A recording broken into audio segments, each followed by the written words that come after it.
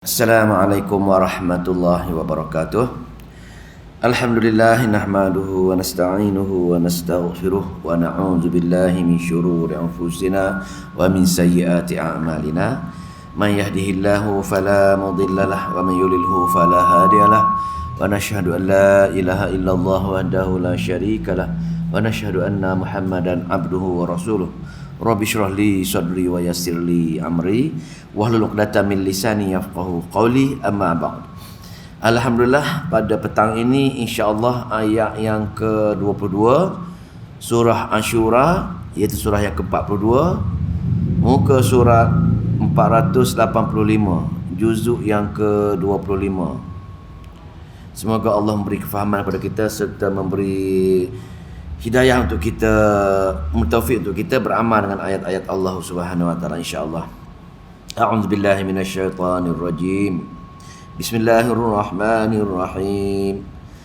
Taral zalimina mushfiqina mimma kasabu wa huwa waqi'un bih. Wa huwa waqi'un bihim.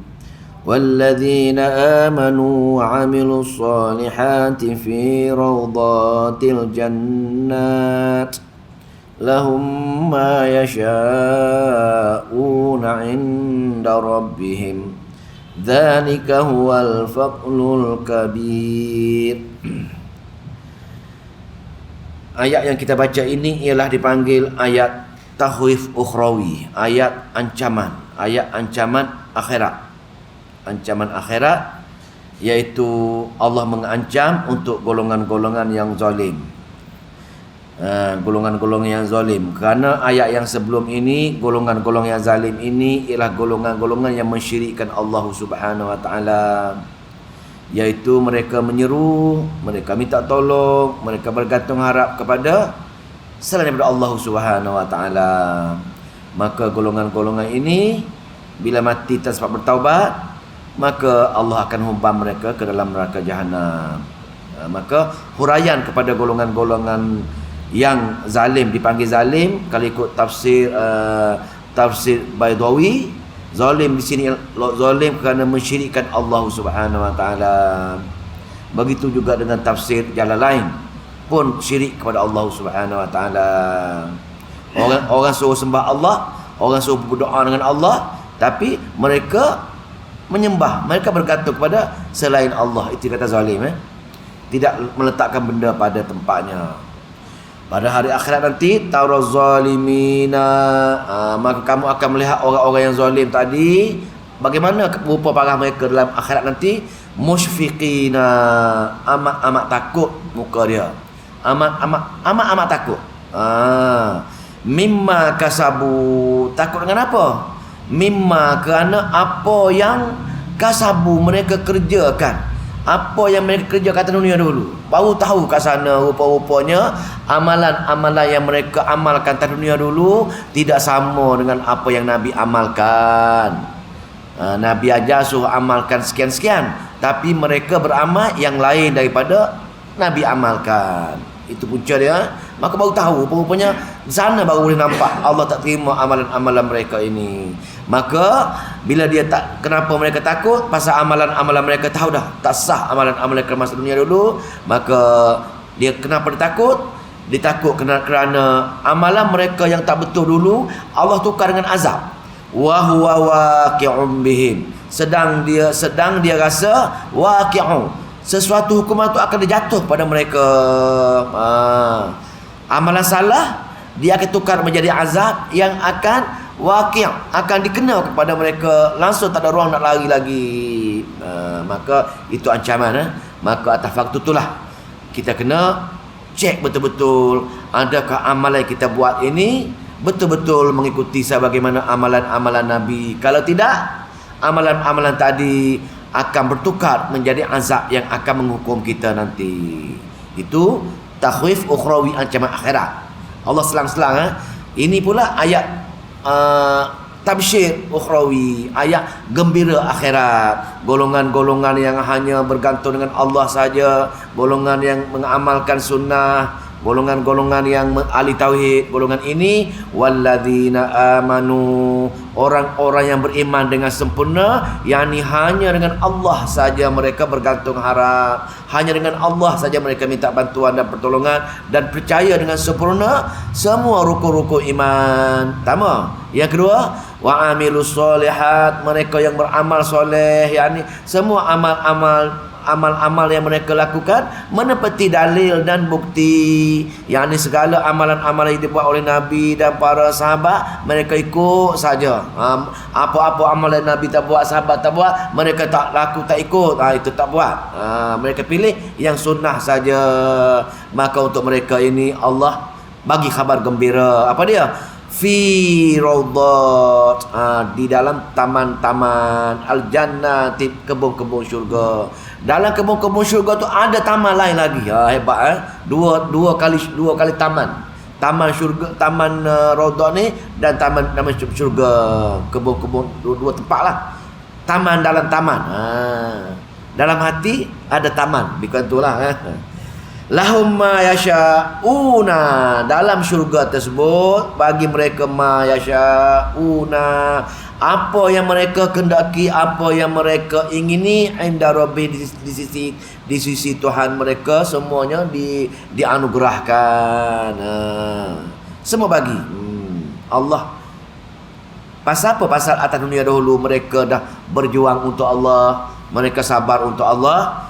Pergi ke hari akhirat, sifat Ar-Rahim Allah tak sanggup lagi melihat mereka bersusah payah untuk berjuang untuk Allah lagi. Pasal Allah bagi anugerah, menyambut sebagai tetamu dia, iaitu dikabul apa-apa nak, apa teringin saja dia akan perolehi.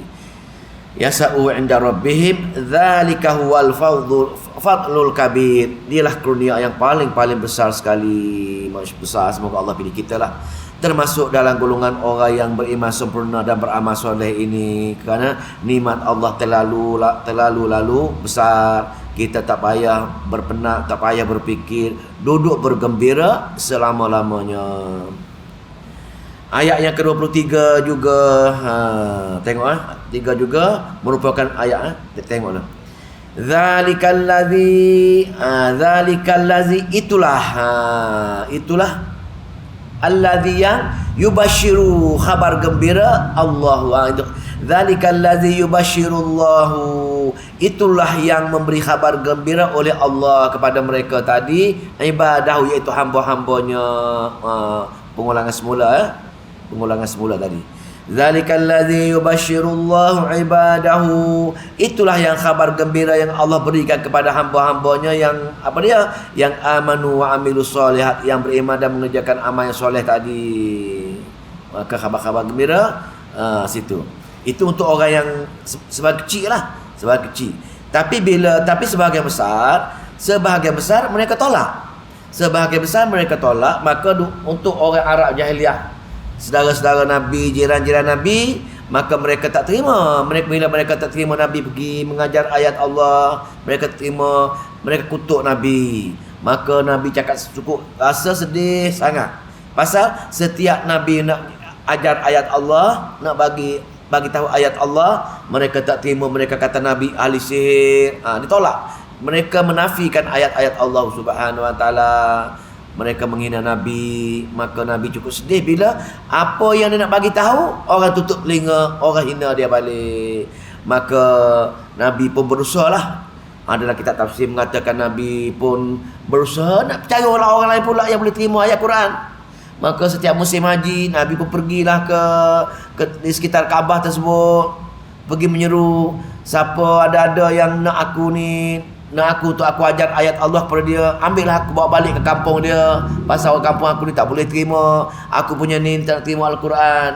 Maka di belakang Nabi tadi, orang lain, pemuka-pemuka Arab ikut. Abu Jahal, geng-geng dia tadi, dia kata jangan percaya dengan dia ni orang gila, dia ni orang ahli sihir. Dia kata macam tu. Jadi orang mengerjakan haji dari dunia yang lain, dia kata kalau saudara kamu sendiri tak boleh terima kamu, mana mungkin kamu boleh terima kamu. Tengok penghinaan sebegitu sekali. Lepas tu Nabi ini, tahap kesabaran Nabi terlalu tinggi. Nabi sangat sayang sangat dengan semua umatnya. Berusaha dalam Al-Quran seolah-olah dengan perasaan Nabi, bila orang tolak itu, Nabi rasa dia akan mati. Ada tafsir mengatakan seolah-olah Nabi nak bunuh diri. Bukan Nabi nak bunuh diri, tapi rasa macam tu. Allah kata, kamu akan membinasakan diri kamu kalau kamu buat perkara itu, wahai Muhammad. Maknanya sedih. Nabi sayang sangat dengan umat-umatnya semacam ini. Maka Nabi pun menyerulah kat saudara-saudara dia, wahai saudara-saudaraku, qul la as'alukum alaihi ajra. Kenapalah kamu marah dengan aku? Kenapalah kamu kutuk aku, kamu benci aku? Kenapa kamu hina aku? Kenapa kamu seksa aku? Sedangkan aku mengajar Al-Quran kepada kamu, aku tak minta sebarang bayaran pun. Qul la as'alukum alaihi ajra. Katalah kepada mereka, la as'alukum, tidak aku minta kepada kamu atas aku mengajar ini ajron, sebagai upah pun. Aku bagi tahu ayat Quran dia. Kenapa kamu kutuk aku macam-macam? Sepatutnya kamu senyap, kamu diam je lah. Itu. Jadi kalau kamu tak nak juga, kalau kamu benci juga macam mana, kamu diam. Kenapa? Karena tolonglah illal mawaddah, kecuali kau bagilah sikit aku sebagai kasih sayang lah. Bila aku ajar ayat-ayat Allah kepada kamu, kamu tak payahlah kutuk aku, hina aku, kamu senyap. Apa pasal kita ini berkeluarga? Sebut seolah-olah ni sekurang-kurangnya kamu anggap aku ini terdiri daripada orang Arab Quraisy, keluarga Hashimi juga, macam tu. Qul la as'alukum alaihi ajra illal mawaddah fil qurba, dan kasih sayang fil qurba, dalam lingkungan keluarga kita. Itu je. Kesian, mana betul-betul Nabi kita orang yang sabar, dan tidak ada Nabi yang lebih hebat ujiannya kecuali Nabi kita. Kita kalau kita nak ikut sunnah Nabi kita bab tu, kita tidak ada pilihan lain, kena pergi berdakwah kepada kawan-kawan kita yang lain. Tapi bagi kita, tengok jauh sangat kita untuk menyebarkan ayat-ayat Allah. Kita ini jauh lagi. Usahakan kita pergi jumpa dia. Nak pergi jumpa pun kita rasa malu dah. Kita rasa orang pandang kita ini orang pandang kita nak tunjuk pandai lah, nak tunjuk ilmu tinggi lah, malu lah. Kita tak nak itu. Ini masalah besar ni. Apa kita jawab di hadapan Allah nanti? Apa perjasamu untuk mengajak orang mengajar ayat-ayat aku? Takkan jawab kita. Tengok Nabi kita pun begitu, berusaha sekali, merayu dia. Illal mawaddata fil qurba, atas rasa keluarga, tolonglah, janganlah kamu ini, jangan marah aku atas rasa keluarga, tapi tolonglah. Bila kamu dengar berulang kali, mungkin Allah akan buka pintu hati kamu, wahai keluarga-keluargaku semua.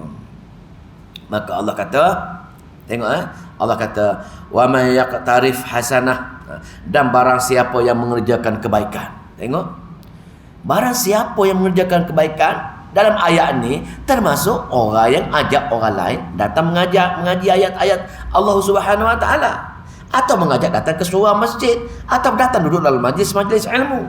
Tengok idkhal ilahi, wa may yaqtarif hasanatan, dan barang siapa yang mengerjakan kebaikan, Allah kata, nazid lahu fiha, kami tambah bagi padanya husna, kebaikan. Masya Allah. Ini yang kita tak nampak benda ni.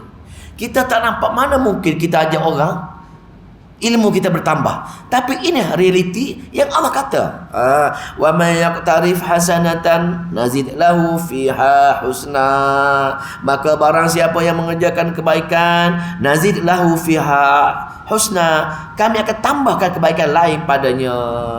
Masya Allah. Ini kalau kita renung balik, sepatutnya kita berusaha pergi setiap petang satu rumah ke, ataupun seminggu satu rumah pun cukup. Tapi tak pernah pun saya pun terlalu lemah bani lah. Kadang-kadang kita rasa terlalu jauh.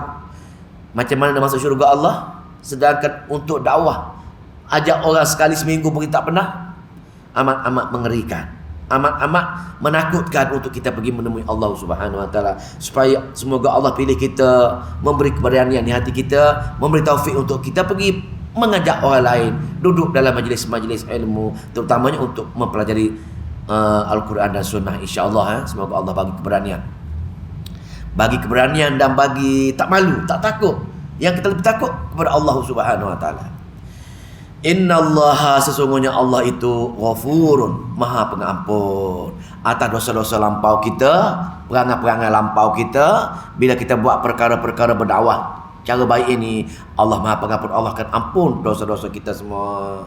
Bila Allah ampun dosa kita, bila kita bersyukur dengan dia mengajar orang ini, maka Allah kata, aku juga ada sifat syakurun, aku akan mensyukuri. Yang ini orang bersyukur dengan aku akan terima, aku akan balas jasa syukur dia tersebut. Dua kali Allah tadi Allah bagi kebaikan, yang kedua Allah tambah mengampunkan dosa kita, dan juga Allah mensyukuri di atas syukurnya kita kepada Allah Subhanahu Wa Taala.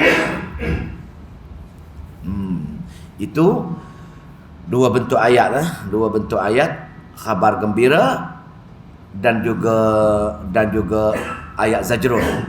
Bahagian pertama dipanggil ayat tabsyir, yang kedua dipanggil ayat zajrun, ayat Allah menegur.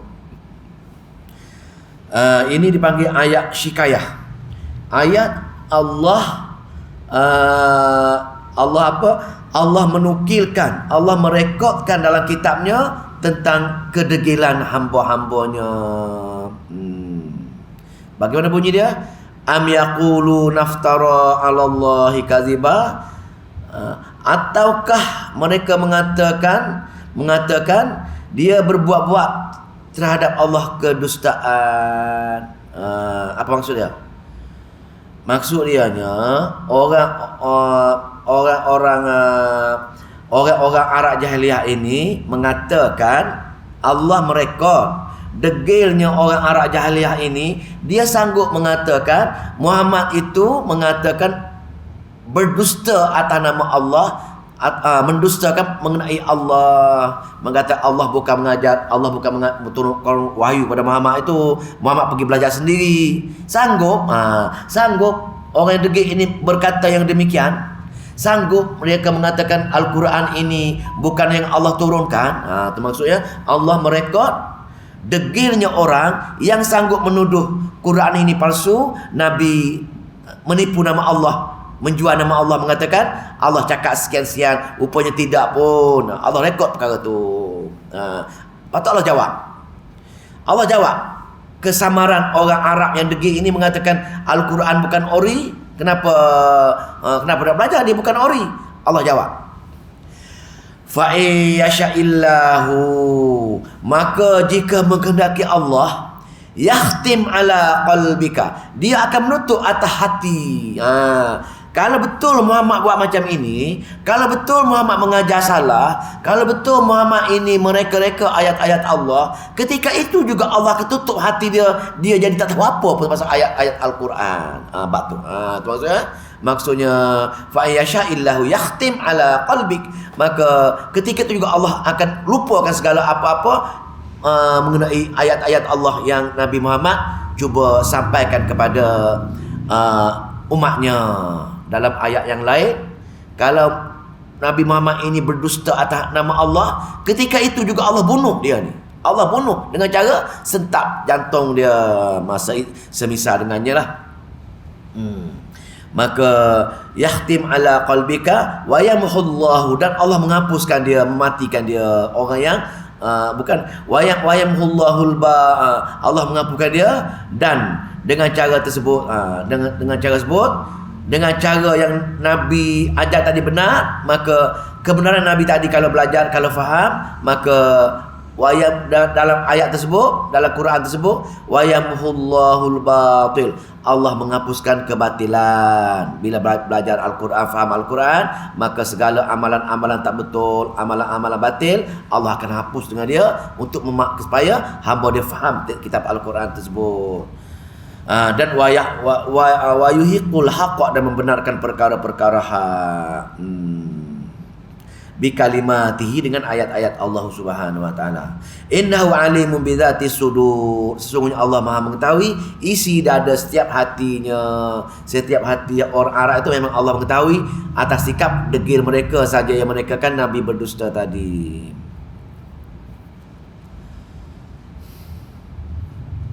Ayat 25 pula.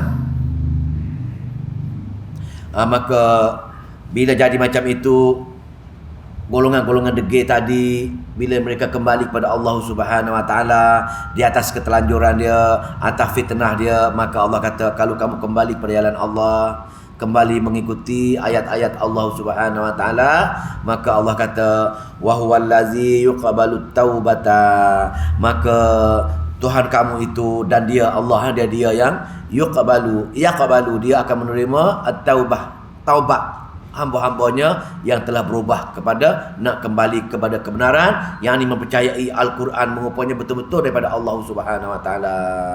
Wa huwallazi yuqbalu taubata an ibadih, Allah saja yang menerima taubat dari hamba-hambanya. Yang kedua, wa ya'fu, dan dia memaafkan anis sayyiat, daripada apa-apa kesalahan yang lampau-lampau dia. Bila dia kembali bertaubat, Allah akan ampunkan semua sekali. Wa ya'lamu ma taf'alun, dan dia mengetahui apa yang kamu kerjakan. Allah Maha mengetahui di atas apa yang bila kamu bertaubat, kamu ikhlas dengan dia, Allah Maha mengetahui, maka segala sesuatu kamu akan diampunkan oleh Allah Subhanahu Wa Taala.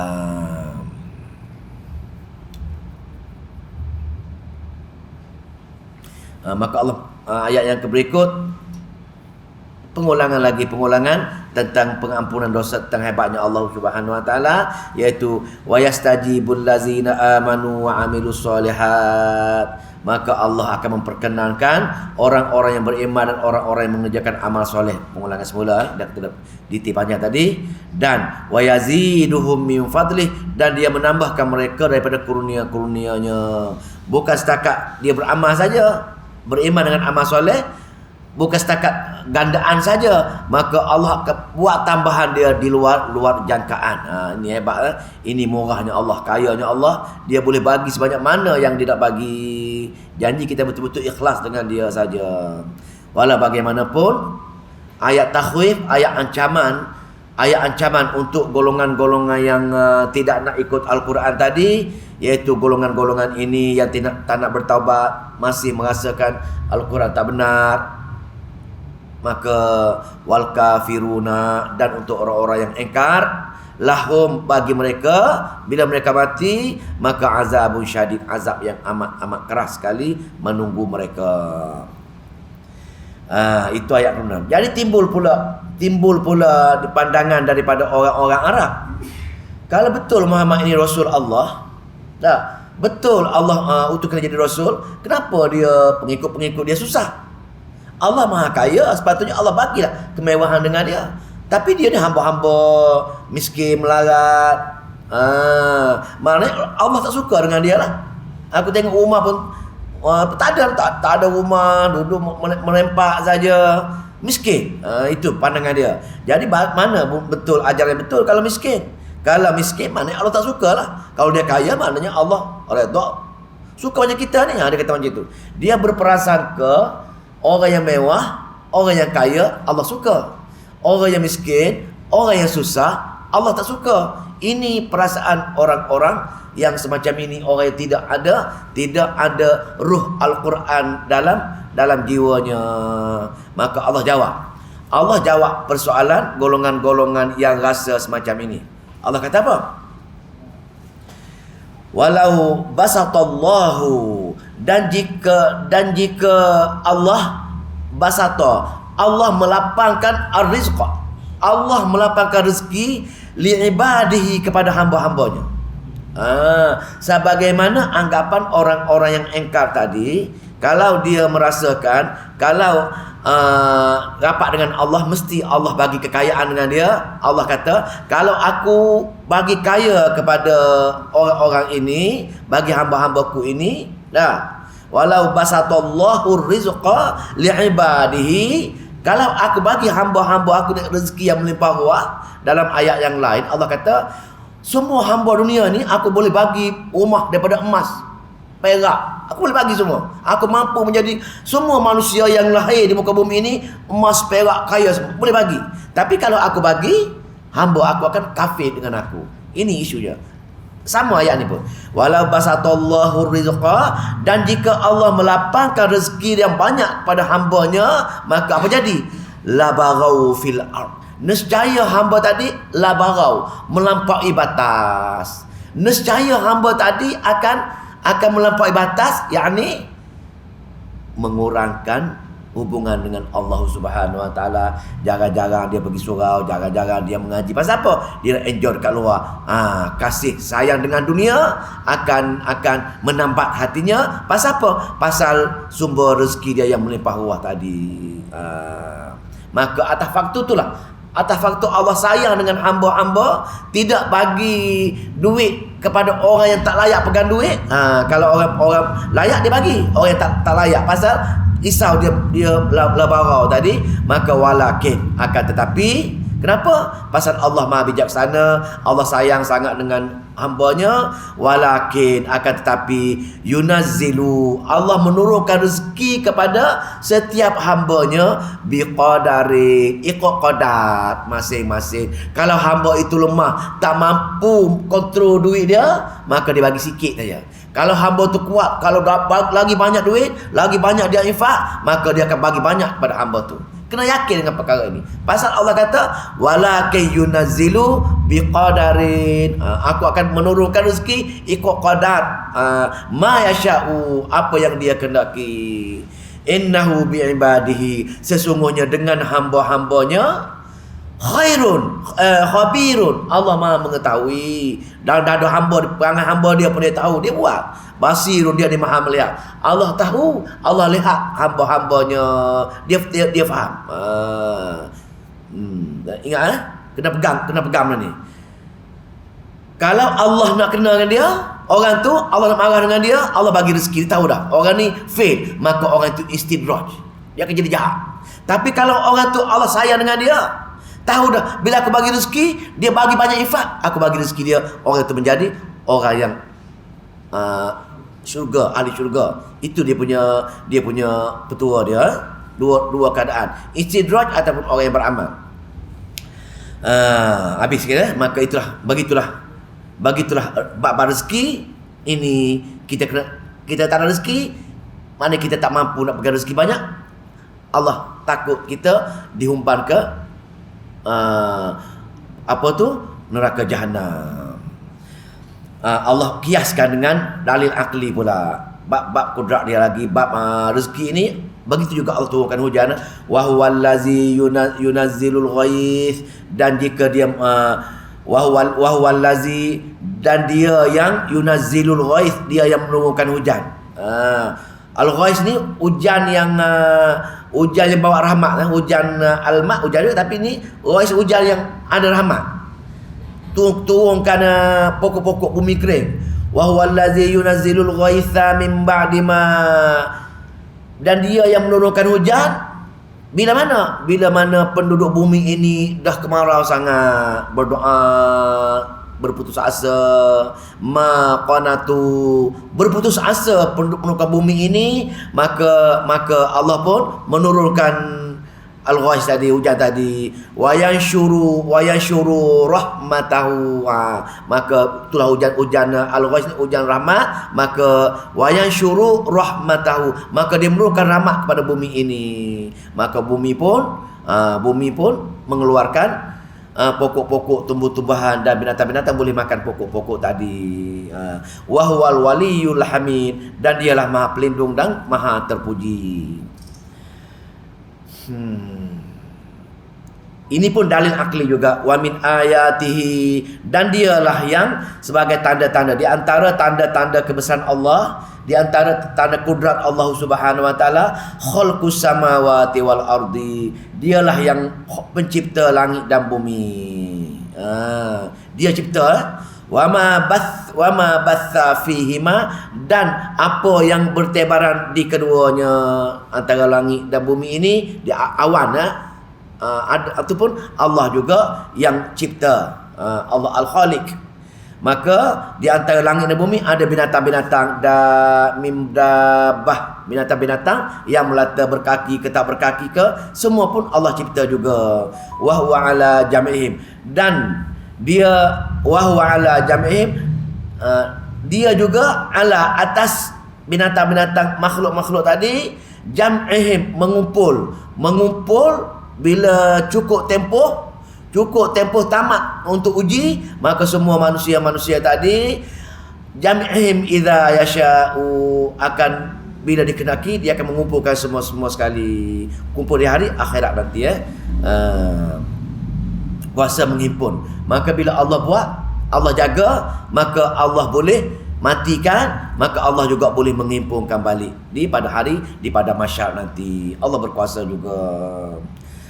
Wa ma asabakum min musibah, atas kehidupan dunia lagi Allah kata, wa ma asabakum min musibah, dan apa-apa sahaja asabakum yang menimpa kamu, min musibah, daripada apa-apa musibah.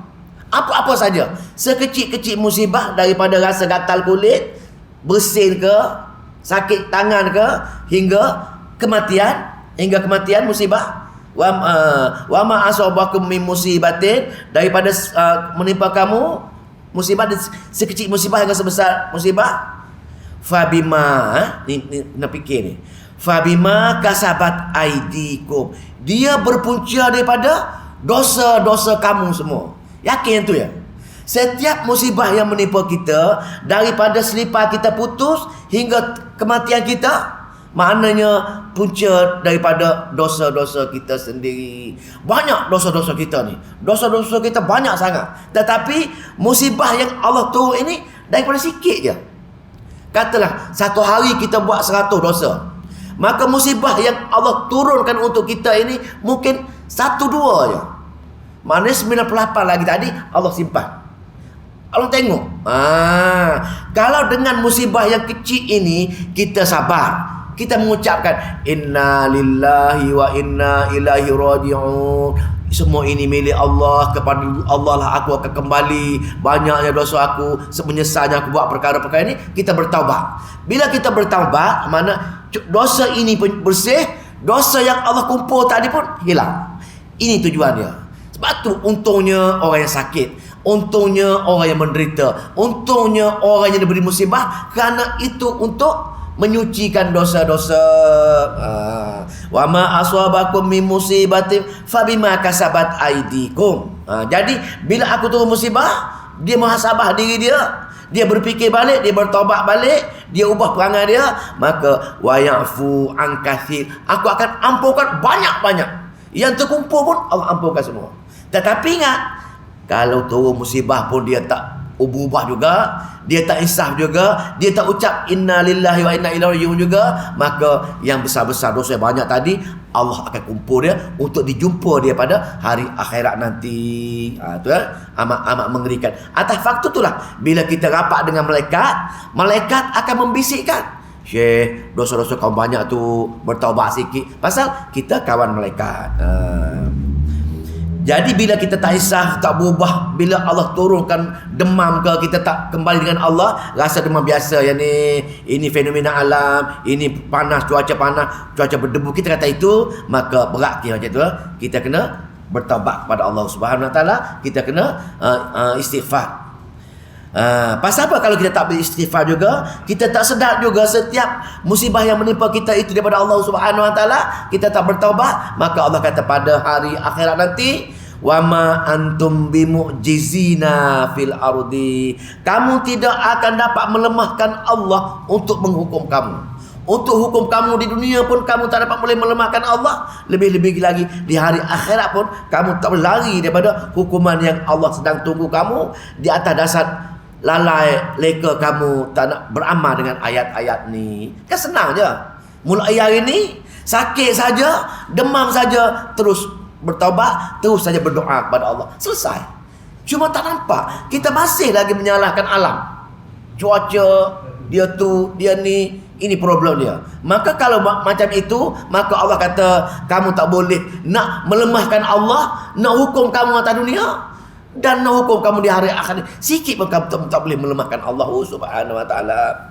Wa ma lakum min dunillah, dan tiada bagi kamu daripada selain Allah, bila mati nanti, min waliyin, untuk melindungi kamu, dan juga wala nasir, dan untuk menolong kamu. Sebelum turun hukuman, tidak ada orang boleh lindung kamu. Lepas kamu terima hukuman, tidak juga ada orang boleh tolong kamu. Sebelum azab pun orang tak boleh tolong, lepas azab pun orang tak boleh melepaskan kamu. Habis ceritalah dua-dua keadaan. Syafaat pun tak ada, lindungi tadi pak tak ada. Maka bila jadi macam itu, Allah buatlah tentang kenapa hamba kamu tak buat, kenapa hamba kamu tak istighfar dengan Allah lagi bila kamu ditimpa penyakit, kenapa wahai hamba kamu tak berdoa dengan Allah lagi, kenapa kamu tak beristighfar dengan Allah lagi, kenapa kamu tak istilza lagi untuk menyebut inna lillahi wa inna ilaihi raji'un lagi, kenapa? Maka Allah ceritalah, wahai hamba, kamu kenal tak aku ni siapa? Maka Allah kenalkan diri dia lah, kuasa dia. Lepas itu dia saja perlu diibadahi ataupun diminta sebarang bantuan dan pertolongan. Maka Allah buat lagi dalil akli, dalil akal kita untuk berfikir tentang kudrat Allah Subhanahu wa taala. Wa min ayatihil jawari fil bahru kal alam, dan di antara tanda-tanda kekuasaan Allah ialah membina kapal-kapal yang besar, tinggi-tinggi seperti gunung yang boleh menembusi lautan. Ada orang tanya, kenapa Allah cerita bab kapal besar? Kenapa Allah, sedangkan Allah tahu dah semua segala-galanya? Tak boleh jawab. Ada kemungkinan di perbahasan ulama-ulama, ada kemungkinan dunia nak kiamat nanti dah segala minyak habis, minyak terbakar, senjata kecanggihan tak ada, maka dunia akan kembali pada primitif balik. Maka hanya kapal yang menggunakan angin yang mampu berjalan di laut-laut. Di atas darat nak berperang hanya mampu guna kuda-kuda je, kuda-kuda dengan panah-panah je. Pasal apa? Pasal segala minyak, segala teknologi moden hancur semua sekali dah. Maka salah satu hujah yang mengatakan, nak jawab kenapa Allah sering dalil akli dia dengan binatang, kuda perang, kapal, itu salah satu contoh dia. Wallahu taala alam.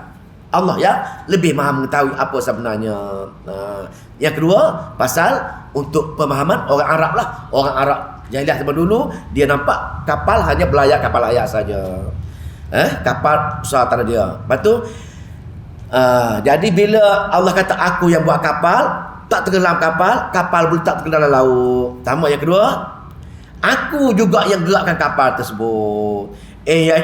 Yasha yuskinir riha fayazlalna rawakid ala zahri inna fi dzalika laayat likulli sabarin syakur. Jika aku menghendaki, aku nak suruh kapal tak boleh bergerak, maka aku stopkan angin, maka kapal pun tak boleh bergerak, terapung atas tu.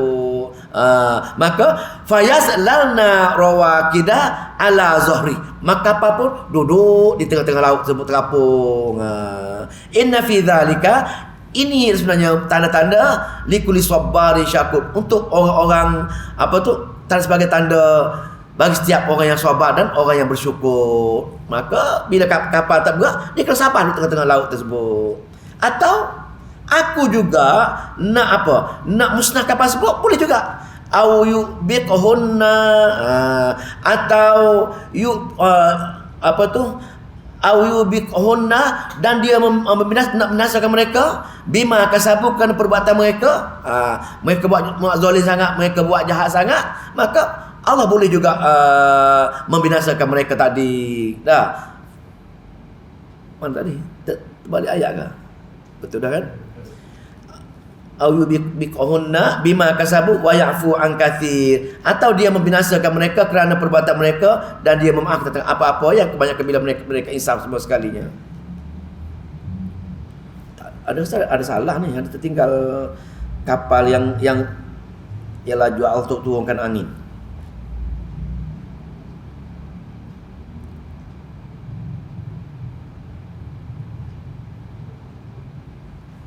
Betul lah. Allah akan dari tafsir, Allah akan menurunkan angin yang ribut, maka kapal-kapal tadi akan tenggelam. Itu tanda Allah akan nak binasakan orang-orang yang zalim tadi. Kenapa? Kerana mereka banyak buat dosa, tapi mereka tak sedar dosa-dosa mereka tu, mereka tak bertaubat, mereka tidak beristighfar. Puncanya wa ya'lamul ladzina yujadiluna fi ayatina. Puncanya berlakunya sedemikian kerana apa? Kerana orang-orang itu ialah berani memperdebatkan ayat-ayat kami. Itu punca-punca dia. Berlakunya yang demikian supaya kami nyatakan kekuasaan kami, tentang kekuatan kami, dan supaya orang-orang yang tak nak baca ayat-ayat kami, orang yang tak nak faham ayat-ayat kami, tahu apa? Tahu bahawasanya malahum min mahis, mereka tidak boleh lari daripada kekuasaan kami untuk hukum mereka. Itu maksudnya 36. Fama utitum min syai'in. Fama utitum, timun ayat zajrun, ayat teguran. Fama utitum, maka apa sahaja utitum yang diberi kepada kamu, min syai'in, daripada segala sesuatu atas dunia ini, famata'ul hayatid dunya, maka untuk pemberian dunia ini Allah ceritanya mata sikit je. Ya dunia, kalau kait dengan kaya dunia, hebat dunia, dalam Al-Quran cerita mata'ul hayatid dunya, perkara-perkara yang amat-amat sikit, amat-amat sementara. Itu je. Dalam kacamata agama, dunia ini amat-amat sikit dan amat-amat sementara, tetapi manusia memandang dialah sebesar-besarnya perbezaan daripada Al-Quran dengan bukan Quran. Itu beza. Dunia, Quran kata kecil-kecil dan sementara, manusia kata besar-besar dan selama-lamanya. Wa ma indallah, sedangkan apa yang di sisi Allah untuk akhirat, khairun, jauh lebih besar, jauh lebih baik. Wa abqa, lebih kuantiti dia, fizik apa tu, kuantiti, quality dan kuantiti. Wa abqa, khairun, kuantiti, wa abqa, quality, jauh lebih besar daripada dunia yang kamu kejar-kejar dunia ini. Yang akhirat kamu tak bagi masa ini jauh lebih besar dan lebih berkualiti. Tetapi akhirat hanya aku beri kepada orang yang nampak adanya hari akhirat, orang yang berusaha nak pergi hari akhirat, iaitu lillazina amanu, bagi orang-orang yang beriman. Bagi orang-orang yang beriman dan amal soleh tadi, maka bila mereka menjadikan dunia yang sedikit ini satu jambatan untuk pergi ke hari akhirat, sepatutnya. Jadi bila dia berusaha mencari dunia, maka ketika itu wa ala rabbihim yatawakkalun, lepas dia berusaha barulah boleh bertawakal kepada Allah Subhanahu wa taala.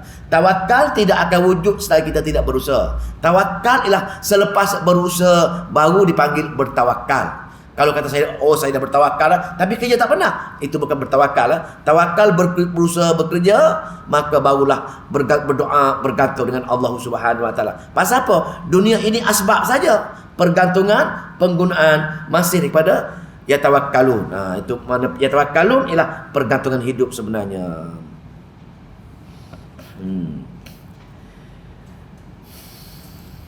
Maka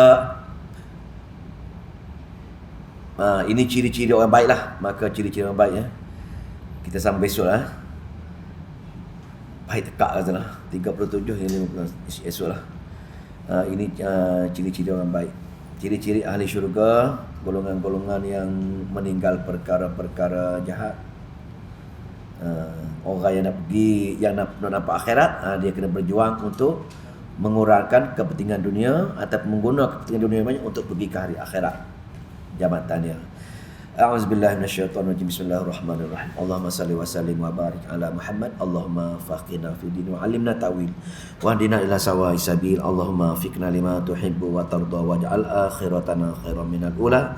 Radina billahi rabban wa bil islami dina wa bi Muhammadin nabiyyan wa rasulah. Allahumma aj'alil qur'ana hujjatan lana ya arhamar rahimin. ولا تجعل القرآن حجة علينا يا رب العالمين. ربنا آتنا في الدنيا حسنة وفي الآخرة حسنة وقنا عذاب النار والحمد لله رب العالمين. السلام عليكم ورحمة الله.